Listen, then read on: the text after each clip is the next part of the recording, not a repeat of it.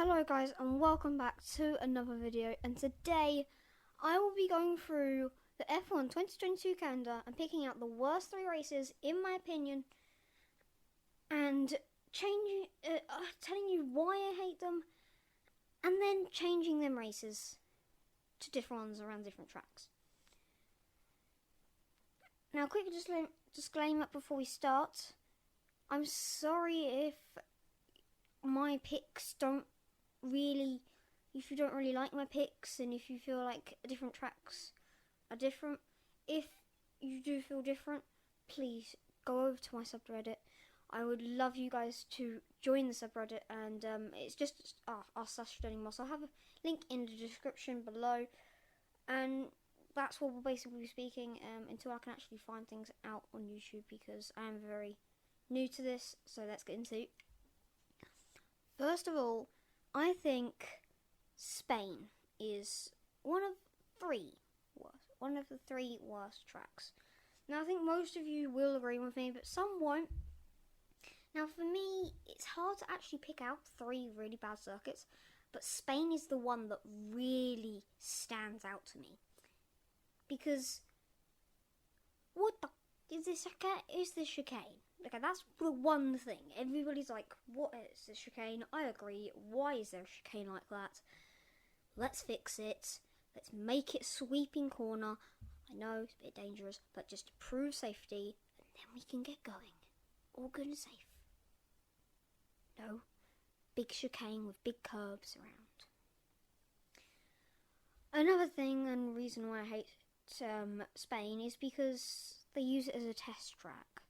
Now, my thing with test tracks is, if you're going to have a test track, if you're going to have a pre-season testing, you shouldn't have it at a track that's going to be on the calendar, because then the teams have got used to it already and they already know how the car is, so it's all fine for them. And I feel like it's just pointless. You should at least make sure that the pre-season testing is at a track that's not on the calendar. Now, let's get into who's going to replace it, or what's going to replace it. And to be honest, I've felt very strongly about this track for quite some time, and it's been under the radar, I think, when you think about Spanish racetracks. Now, when you think about Spanish racetrack, you're like Jerez, Catalonia, or the Aragon circuit. I can't remember the name of that one. But you don't think of the circuit Ricardo Tourmalet, which is an amazing circuit. We've seen Formula E around it, and that was action-packed. We've seen it. It looks like an amazing circuit, and I think it definitely will do. Like, to be honest, I'm not really that bothered if it only goes as pre-season testing, but to be honest, it's a track that we're missing out on. It's a really amazing track, and we shouldn't be missing out on it. Of course, these 3 picks of replacements are actually not looking at the FIA grade system, so some of them might not even be possible. But yes, so that is my Spain. Now, let's move on to another one. Now, this one I think is going to be a bit controversial, or actually no, the next one actually will be, so they'll do this one first. Singapore. Now, I like Singapore. I actually do, but to be honest, when you think about it as a circuit, night race, the track's not really that good. I think they should bring back the Singapore sling, because that's been dialed down too much. We've had a couple of good actions at the start, and I think that's what really does it for me. And to be honest, being in a hot tub above a racetrack, it's just not for me. And of course, it's still good. It's still there, and it's just a tough pick, and I have to pick it. And the replacement track for it, I think we should keep a race near Singapore, of course, and so maybe bring back Sepang. I'm not really a big fan of Sepang, although to be honest, while it was on the calendar, I wasn't really a full F1 fan, but now I am. and now I'm older and I understand F1, I think now I get that Sepang is a really great circuit. And people say it's one of the best Mantilka designs, even the best. And I think, yeah, it is good. I think the back straight's also really good, and I think there's lots of different things. So yeah, bring back Malaysia. F1, we need it. Now the last and final track, which is controversial, I know. Zandvoort. Yes, Zandvoort. My issue with Zandvoort is I had all this hype.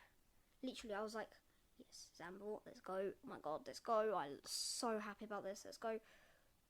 And I think this is for me, kind of linking into my experience on the F1 game.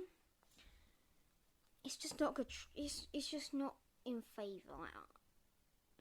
It's a good track. It's an amazing track and everything. But it is really tricky to drive, and I think the F1 drivers, they do so well around it, and there's lots of different factors that play in. I think the bank corners are actually really exciting, and I think that's what I really like about it. But the rest of the track's just nah. And it's just like Hanoi was for me when I was like so excited to play it, and then I got let down on the F1 game, and I was like, I don't like Hanoi. And yeah, that's basically how it is. But the replacement track, I think everybody wants this actually. Another one everybody wants. Kyalami. We need Kyalami. Come on. I know all of the fights and everything and of civil rights, but just give F1 their home, their African home. Give it back. We're not a world championship, just like Josh Revel says. It's not a race. It's not a world championship if we don't have all 6 continents. Sorry, Antarctica, by the way, of course, because you're not really. It's no one really able to race in Antarctica, are we? But yeah, we race in 5. If we race in 5 continents, we need to race in 6. We need to race in as many continents as possible, and Africa's the only one left. So come on, Kyalami.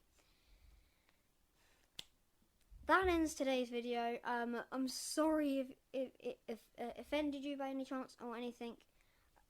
If you're annoyed or anything, just move your annoyance away from YouTube and onto my subreddit r/starling. There's a link in the description below. And have a nice day. And remember, on the subreddits, when you join, don't be an idiot. And also, subreddit, if you want, just make sure it's within a good thing, okay? Any F1 content, any motorsport content, anything you want to do on it is fine. Thank you for listening, and I hope to see you guys in the next one.